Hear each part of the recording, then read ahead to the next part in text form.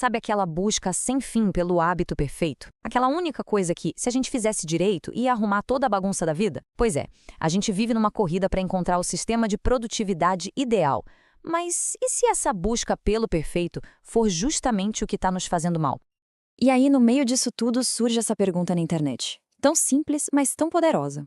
Qual hábito perfeito só te deixou pior? E nossa, o que se seguiu foi uma avalanche de gente desabafando. Milhares de pessoas contando que aqueles hábitos dos sonhos, na verdade, só trouxeram mais ansiedade e um sentimento de culpa gigante. Vamos tentar entender o que essa conversa toda revela sobre a gente? Tá, mas antes da gente mergulhar no problema, vamos entender a isca. Por que a gente cai tão fácil nessa conversa de auto-otimização? O que, no fundo, eles estão vendendo pra gente? Olha, a promessa é praticamente uma vida de filme. É a ideia de que a gente vai ter controle absoluto de tudo, que vamos ser super eficientes, sem perder um segundo. Uma vida sem estresse, onde a gente finalmente vai conseguir usar todo o nosso potencial. É um roteiro muito sedutor. E é claro que a gente quer ser o herói dessa história. Acontece que, na vida real, o roteiro quase nunca sai como planejado, não é? E é exatamente aqui que a história muda de tom. O que acontece quando aquele sistema que prometia liberdade começa a parecer, na verdade, uma jaula? E a diferença entre a expectativa e a realidade é gritante.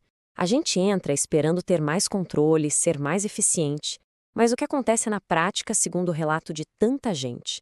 Muito mais ansiedade para dar conta de tudo e uma culpa enorme quando a gente falha. A ferramenta que era para ajudar vira, na verdade, um peso.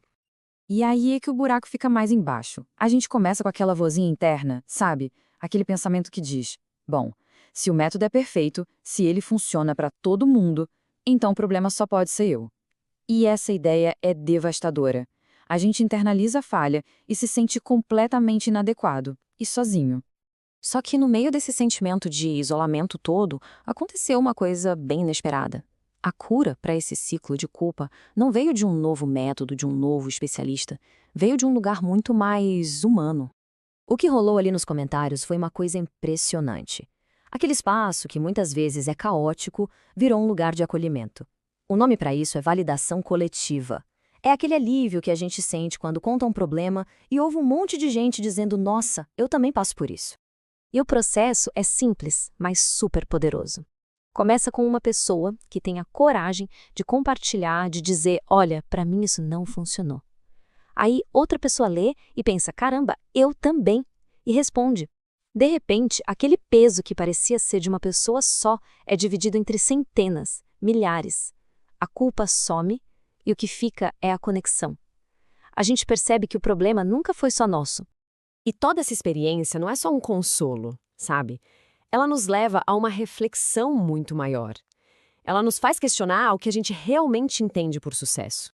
E aqui tá, talvez, a grande virada de chave. E se a gente estivesse correndo atrás da coisa errada o tempo todo? Talvez o objetivo não seja encontrar um sistema perfeito para a gente se encaixar.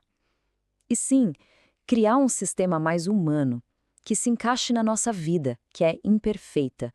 Um sistema que tenha espaço para o cansaço, para o imprevisto, para a vida como ela é. Para a gente fechar, fica aqui essa provocação. E se o oposto de produtividade não for preguiça? E se for descanso? Criatividade, conexão ou simplesmente viver?